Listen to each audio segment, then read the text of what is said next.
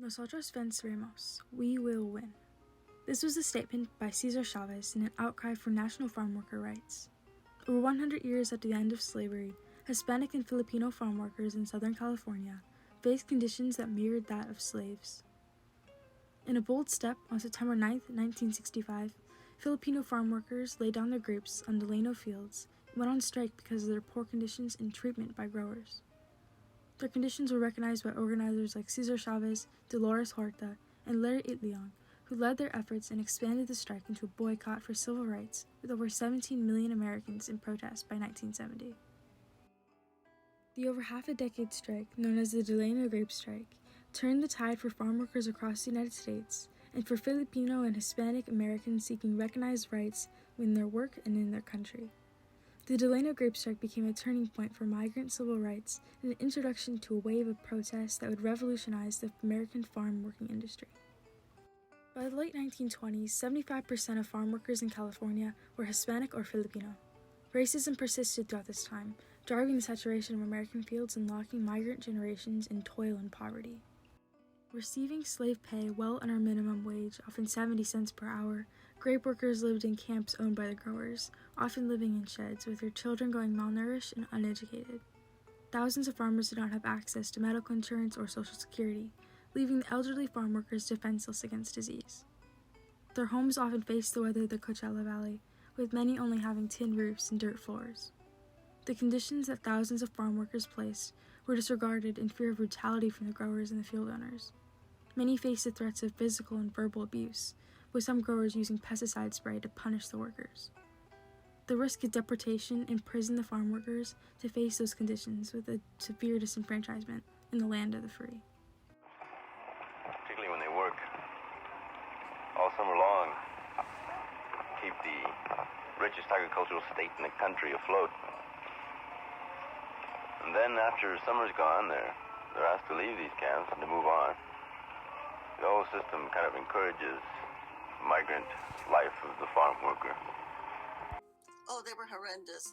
I mean, and not only were they not paid very much money, they didn't have any type of unemployment insurance that all industrial workers have. No. But I think the most terrible thing about their condition was that the employers did not respect their workers enough. They were denigrated and insulted. The woman describing these horrible conditions was Dolores Huerta. Born in New Mexico in 1930 to a Hispanic miner and farm worker, she became inspired by her mother's activism in her community, and Huerta aspired to follow in her footsteps. Despite facing academic racism, Huerta persisted and began teaching in 1950. After seeing her farm worker-raised students come in hungry, she recognized the maltreatment of Hispanics in her area. She became one of the most influential civil rights leaders of the century, and her participation with Cesar Chavez in the creation of the National Agricultural Workers Union revolutionized women's participation in protests. Enter Cesar Chavez, a migrant worker from Arizona who experienced the Californian fields and called to action the National Farm Workers Association, along with Dolores Huerta, to carry out the Hispanic strike forming alongside the Filipino Delano Grape Strike.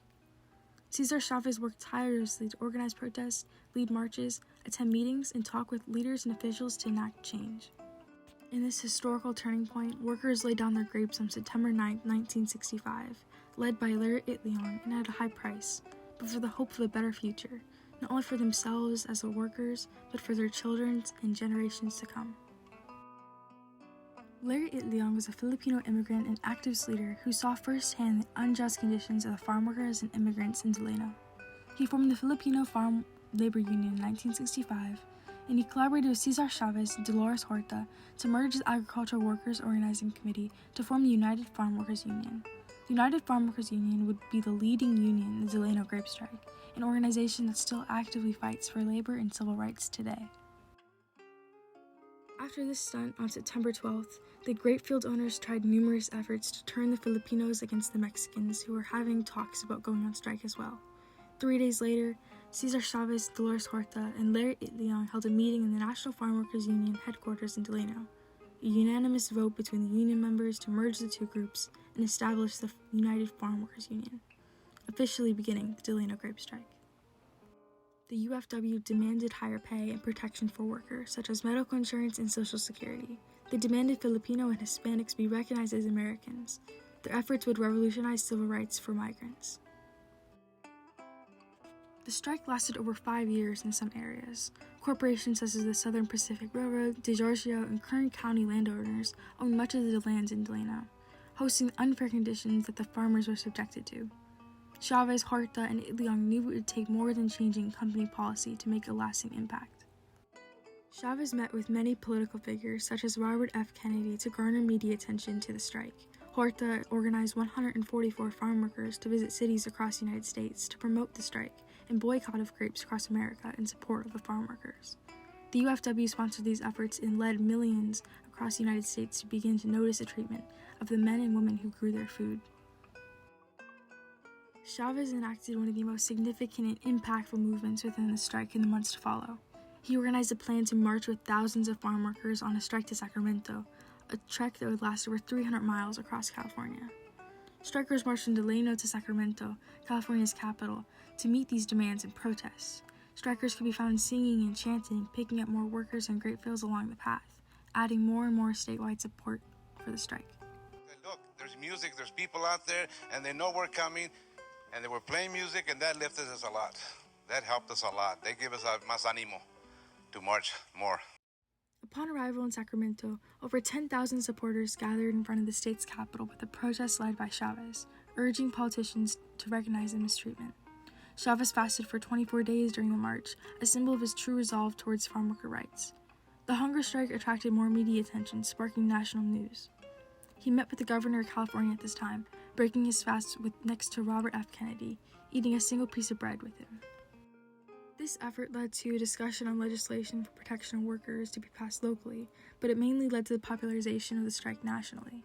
Within the state, boycotts on grapes skyrocketed, with some Los Angeles cargo freights refusing to ship the grapes, leaving them to rot in ports. Boycotts around the United States ballooned to a participation of over 17 million Americans. Chavez and Horta continued their influence while the strike continued.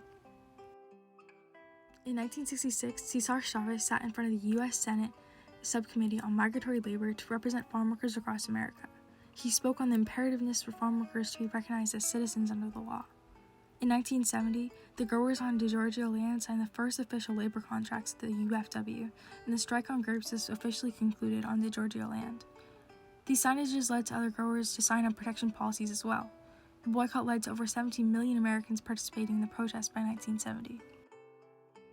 The Delano grape strike revolutionized the way Filipinos and Hispanics were recognized in America, their civil rights being shaped by their efforts. Horta and Chavez's work remains today, supporting farm workers across the United States through charity and farming resources.